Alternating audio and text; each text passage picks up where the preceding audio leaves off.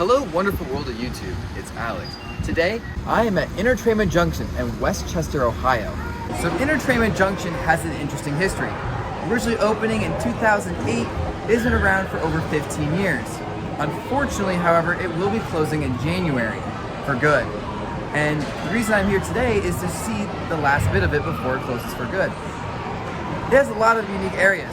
The early years, the middle, and the modern era. And there's a lot of trains. If you're a big train fan like me, going through this whole exhibit will show just how much joy you can find from just watching trains run around the track. This section of EnterTRAINment Junction is the early period of railroading, from the 1860s to about 1900. It has lots of fine details showing the slower way of life before 1900. The log mills, the trains, and all the fine details of nature.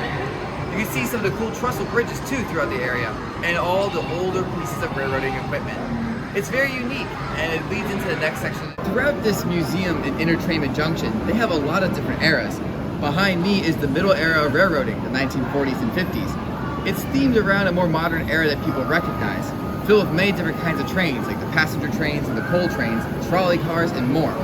It's very interesting, and there's so much detail to see in this area of the museum. So behind me is EnterTRAINment Junction's history of the locomotive. While it's not as in-depth and detailed as Ernest Worthington's carvings, it does show a progression of locomotive technology, spanning from the first steam engines in America to the modern-day diesels seen on railroads today. It's very cool to see, and while the carvings aren't, well, they're not carvings, they're not the models that Ernest Worthington made, they're not as detailed, they still show a more modern history. Again, Ernest Worthington was only alive until the 1950s. These models go to the modern day. So overall, I still think it's pretty cool. Throughout EnterTRAINment Junction, they have more than just the model trains.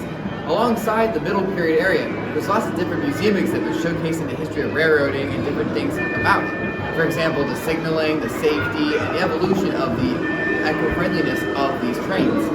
There's so much to see in this part of the museum, and it's really cool to see the history of railroading right next to operating models showing the history of that railroad. So behind me right now is the Coney Island section of the museum. Probably wondering, why is there a museum dedicated to Coney Island, Cincinnati? Well, it still has some moving things. Like some of the theme park rides move, there's a trolley car that runs through here, the turnpike cars. It's actually really unique, and it pays tribute to what is now gone here in Cincinnati.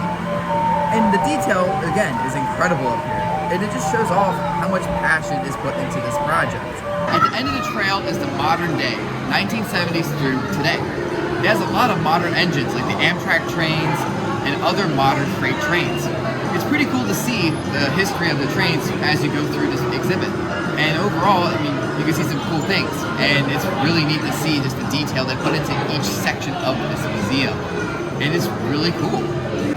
Behind me right now is one of the many different unique spots to see the trains doing things other than just running in a straight line.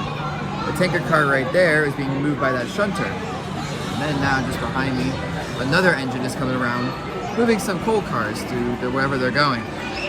EnterTRAINment Junction is full of things like this in all the different areas of the museum. And look, behind me right now, you can see one of the Christmas trains running. It's really unique to see all this going around the place. EnterTRAINment Junction was a really cool thing to check out.